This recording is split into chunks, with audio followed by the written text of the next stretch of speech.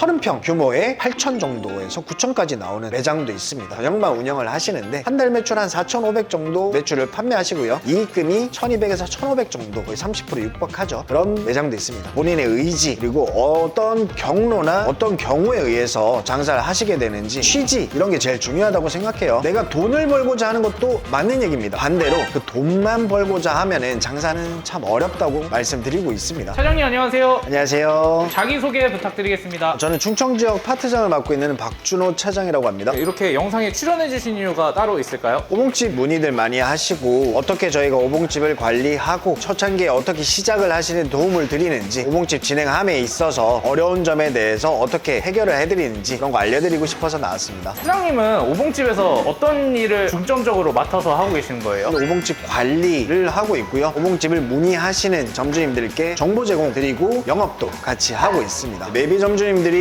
상담을 무료로 하시게 되면은 저랑 제일 처음에 만나서 어떻게 오봉집을 창업을 진행하며 자금적인 거, 그리고 어떤 상권에 어떻게 해야 될지도 알려드리고 있습니다. 예비 점주님들이랑 만나시면 어떤 얘기를 좀 주고받으세요? 제일 처음 하시는 얘기는 메뉴가 어떤 건지, 운영을 어떻게 해야 되는지, 운영 강도라든지 제일 처음 여쭤보시는 경우가 많고요. 그런 거에 의해서 저는 오봉집 브랜드에 대한 소개를 먼저 드리고, 그 이후에는 창업 비용이 제일 크죠. 창업을 몇 평에 어떻게 창업을 하며 그 비용이 얼마나 들고 비용이 합당한지 그런 것도 알려드리고 있으며, 어떻게 보면 창업 비용을 줄일 수 있는 방법조차도 저희가 안내를 많이 드리고 있습니다. 지방에 오봉집을 창업하시는 점주님을 만나시면 어떤 이야기를 좀 해주세요? 상권에 대한 이야기를 제일 많이 해요. 서울 지역처럼 많은 인구가 있고 유동인구가 잦은 경우가 아닌 경우가 많기 때문에 지방 상권 같은 경우 항아리 안에서 다 소비가 되고, 다른 지방 같은 경우는 관광지가 많아요. 관광지에는 어떤 상권이 어떤 부분으로 어떻게 운영해야 되는지 그런 부분을 제일 먼저 분석을 드리죠. 연령대, 소비력 등등을 알려드리고 있습니다. 어떻게 운영을 하실지에 대한 본인의 의지, 그리고 어떤 경로나 어떤 경우에 의해서 장사를 하시게 되는지, 취지, 이런 게 제일 중요하다고 생각해요. 내가 돈을 벌고자 하는 것도 맞는 얘기입니다. 반대로 그 돈만 벌고자 하면은 장사는 참 어렵다고 말씀드리고 있습니다. 그럼 어떤 지점들을 맡아서 하고 계세요? 충북, 충남, 대전 지역을 맡아서 하고 있고요. 영업은 강원권까지 같이 상담을 드리고 있습니다. 한 달에 차량 이동만 한 3,000km 정도 타고 있습니다. 힘들지 않으신가요? 힘든 것보다 전화로 얘기하고 끝날 수 있으면은 그게 관리라고 보여지진 않아요. 직접 가서 보고 제가 경험하고 배운 것들을 조금 더 알려드리고, 대면하면서 어려운 점이 그 안에서 토로되는 경우가 많기 때문에 해결드리고자 대면을 많이 진행하고 있습니다. 매장에 오시면